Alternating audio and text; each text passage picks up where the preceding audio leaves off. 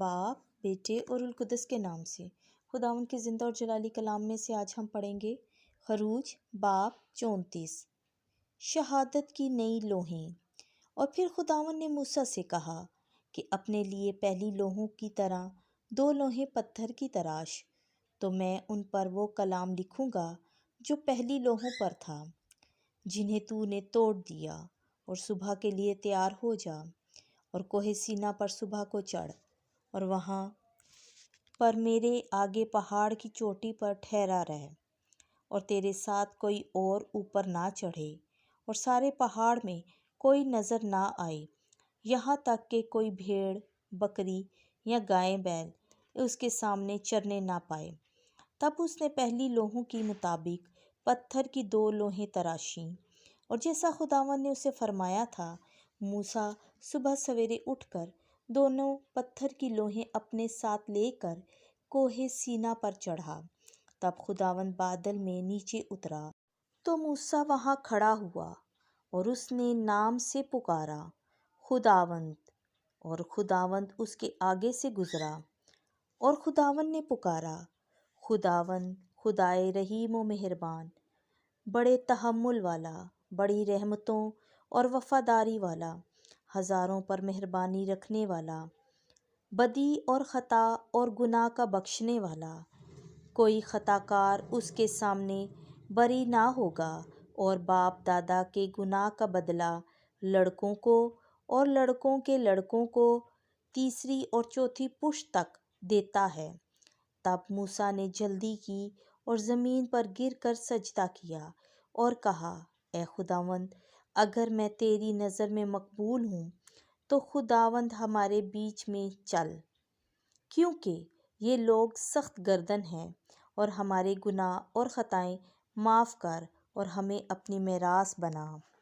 اس نے کہا، دیکھ، میں تیرے سب لوگوں کے آگے عہد کرتا ہوں، میں ایسے معجزے کروں گا کہ ساری دنیا میں کسی قوم میں ویسے کبھی نہیں کیے گئے، اور تمام قومیں جن کے درمیان تو ہے خداوند کا کام دیکھیں گی، کیونکہ ہیبت انگیز وہ کام ہیں جو میں تیرے لیے کروں گا۔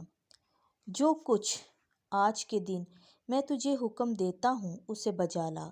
دیکھ، میں تیرے سامنے سے اموریوں اور کنانیوں اور ہتیوں اور فریزیوں اور حوریوں اور یبوسیوں کو نکال دوں گا۔ بس تو خبردار رہ کہ اس ملک کے باشندوں کے ساتھ جس کی طرف تو جاتا ہے عہد مت باندھنا، تاکہ وہ تمہارے درمیان پھندہ نہ ہو، بلکہ ان کی قربان گاہوں کو ڈھا دے، ان کے ستونوں کو توڑ اور ان کے کھمبوں کو کاٹ ڈال۔ تو کسی دوسرے خداوند کو سجدہ نہ کرنا، اس لیے کہ خداوند جس کا نام غیور ہے وہ غیور خدا ہے۔ خبردار، اس ملک کے باشندوں کے ساتھ عہد نہ باندھنا، کیونکہ جب وہ اپنے معبودوں کی پیروی میں بدکاری کرتے اور اپنے معبودوں کے لیے قربانی کرتے ہیں تو تجھے بلائیں، اور تو ان کی قربانی میں سے کھائے، اور تو ان کی بیٹیوں اپنے بیٹوں کے لیے لے، اور ان کی بیٹیاں اپنے معبودوں کی پیروی میں بدکاری کریں، اور تیرے بیٹوں سے اپنے معبودوں کی پیروکاری میں بدکاری کروائیں۔ تو اپنے لیے ڈھالے ہوئے معبود نہ بنانا، اور تو فطیری کی عید کیا کرنا، جیسا کہ میں نے تجھے حکم دیا۔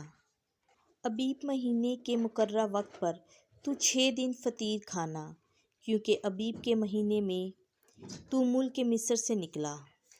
سب جو رحم کو کھولے میرا ہے، اور مویشی میں سے گائیں اور بھیڑ کے سب پہلے نر میرے ہیں، اور گدھے کے پہلے بچے کا فدیہ تو ایک برا دینا، اور اگر اس کا فدیہ نہ دے تو اسے مار ڈالنا۔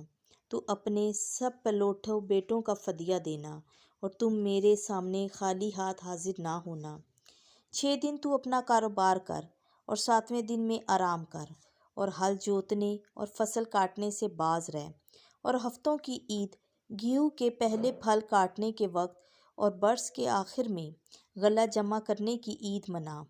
سال میں 3 مرتبہ تیرے سب مرد خداوند اسرائیل کے خدا کے سامنے حاضر ہوں، اور میں قوموں کو تیرے آگے سے باہر نکال لوں گا اور تیری حدود وسیع کروں گا۔ اور جب تو سال میں 3 دفعہ اپنے خداوند خدا کے سامنے حاضر ہونے کے لیے جائے گا تو کوئی شخص تیری زمین کا لالچ نہ کرے گا۔ تو میرے ذبیحے کا خون خمیر کے ساتھ نہ گزارنا، اور عید فصح کے ذبیحے سے صبح تک کچھ باقی نہ رکھنا۔ تو اپنی زمین کے پھلوں کا پہلا پھل خداوند اپنے خدا کے گھر لانا، اور حلوان کو اس کی ماں کے دودھ میں مت پکانا۔ اور خداوند نے موسیٰ کو فرمایا کہ ان باتوں کو تو اپنے لیے لکھ، کیونکہ ان کے موافق میں نے تیرے اور اسرائیل کے ساتھ عہد باندھا ہے۔ اور موسیٰ خداوند کے پاس 40 دن اور 40 رات رہا، نہ روٹی کھائی نہ پانی پیا، اور اس نے عہد کا کلام یعنی 10 احکام 2 لوحوں پر لکھے۔ اور ایسا ہوا کہ جب موسیٰ کوہ سینا سے نیچے اترا اور شہادت کی لوحیں پہاڑ سے اترتے وقت موسیٰ کے ہاتھ میں تھیں، تو موسیٰ نہیں جانتا تھا کہ خداوند کے ساتھ باتیں کرتے ہوئے اس کا چہرہ چمکدار ہو گیا ہے۔ اور ہارون اور سب بنی اسرائیل نے موسیٰ کی طرف نگاہ کی، اور دیکھو اس کے چہرے کی جلد چمکتی تھی، تب وہ اس کے نزدیک آنے سے ڈرے۔ تب موسیٰ نے انہیں بلایا، تو ہارون اور جماعت کے سب سردار اس کے پاس واپس آئے۔ تب موسیٰ ان سے باتیں کرنے لگا۔ بعد اس کے تمام بنی اسرائیل اس کے نزدیک آئے، تو اس نے انہیں ان سب باتوں کا حکم دیا جو خداوند نے کوہ سینا پر اسے فرمائی تھیں۔ اور جب موسیٰ ان کے ساتھ باتیں کرنے سے فارغ ہوا تو اس نے اپنے منہ پر نقاب ڈالا۔ اور جب موسیٰ خداوند کے سامنے باتیں کرنے کے لیے اندر جاتا تو نقاب اٹھاتا تھا جب تک کہ باہر نہ آتا، اور جو کچھ حکم ہوتا بنی اسرائیل سے کہتا تھا۔